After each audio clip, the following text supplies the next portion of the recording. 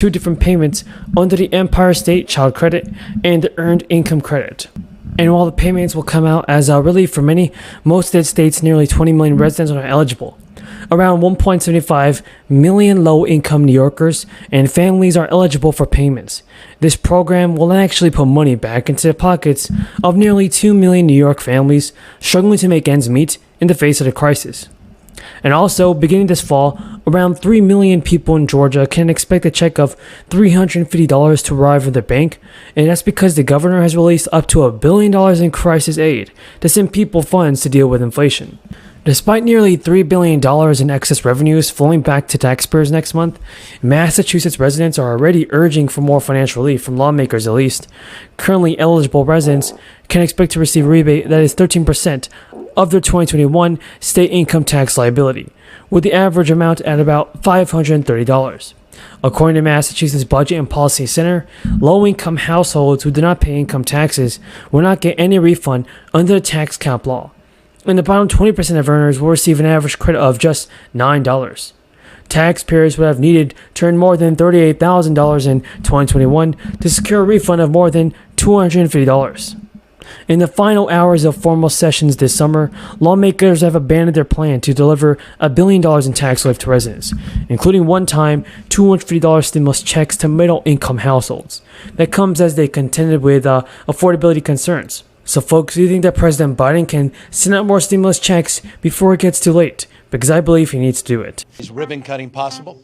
As Senator Newman pointed out, this has been a 6-year journey to locate anew at this site some 48 different CBOs, all coordinating in a collaborative fashion, the likes of which you rarely see as it relates to homeless delivery in this state, and for that matter, even across this nation.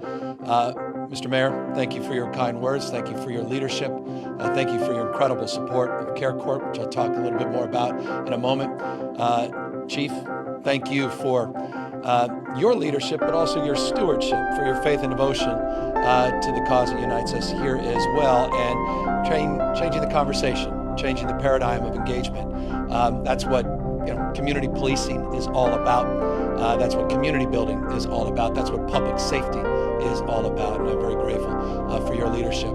To Senator Umberg, talk more about in a moment, is truly, as Josh said, a champion of CareCorp. It was the principal sponsor of that legislation and what it holds as a promise moving forward.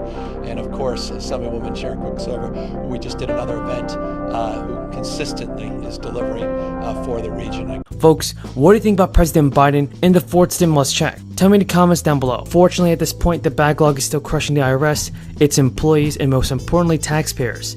And that the backlog continues to grow is deeply concerning, primarily because millions of taxpayers have been waiting months or even more to receive the refund. While more than 90% of taxpayers filed returns electronically last year, roughly 17 million people sent the paper filings. The agency is processing more returns compared to a year ago, and it continues to make substantial progress on the backlog. But the agency in March shared plans to hire 10,000 workers, starting with 5,000 new employees. Now, new changes will be made, everybody, to President Biden's economic agenda. Lawmakers are finally addressing the rising inflation rates. Democrats are trying to find a new way to send out more financial aid to Americans, and recurring stimulus checks may be passed. Nancy Pelosi said today that Democratic leaders will gauge the party's support for President Biden's proposed gas tax holiday, but stop short of endorsing the idea. This is suggesting a rare break between the Speaker and her White House ally on an issue that's threatening Democrats' prospects at the polls in November. Speaker Pelosi said in a statement, "We will see where the consensus lies on a path. We'll begin discharging student loan debts for borrowers who've been in repayment for 20 to 25 years under a one-time payment. Around 800,000 borrowers will benefit from this, and there will be $39 billion dropped." Joe Biden said the previous announcement is a one-time adjustment and will become an even more important lifeline for struggling borrowers than repayments start in September. The one-time payment adjustment the Education Department had counts certain months that were previously ineligible towards student loan forgiveness. But now, everybody, the Education Department announced a one-time payment adjustment for all direct loans and federally owned family education loans. Now, the adjustment to student loan accounts will go toward helping borrowers get closer to forgiveness under the income-driven plans.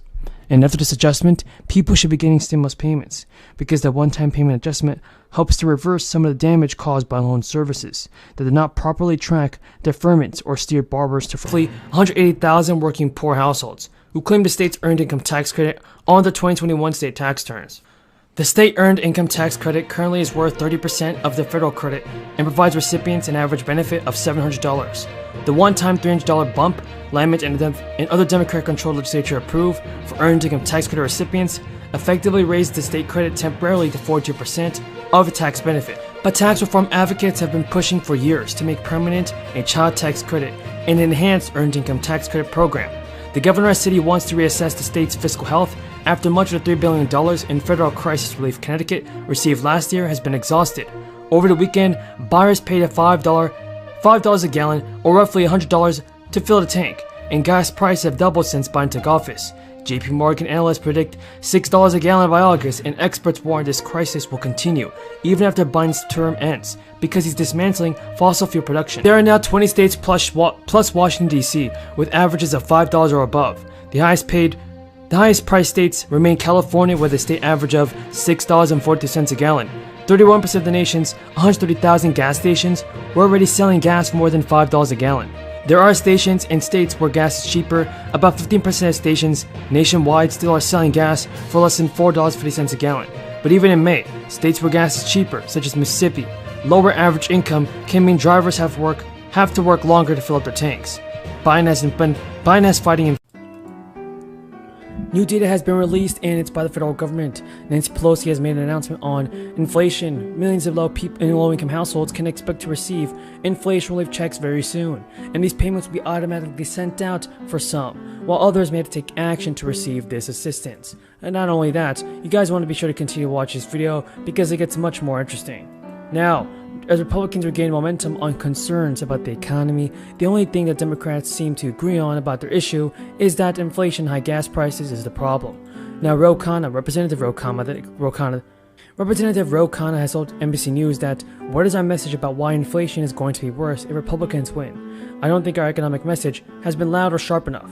And when asked about inflation this week, Nancy Pelosi said, "We'll have to message it better in the next 3 weeks ahead, with gas prices up again and the one-time payment adjustment the Education Department had counts certain months that were previously ineligible towards student loan forgiveness. But now, everybody, the Education Department announced a one-time payment adjustment for all direct loans and federally owned family education loans. Now, the adjustment to student loan accounts will go toward helping borrowers get closer to forgiveness under the income-driven plans. And after this adjustment, people should be getting stimulus payments because the one-time payment adjustment helps to reverse some of the damage caused by loan services that did not properly track deferments or steer borrowers to forbearance instead of income-driven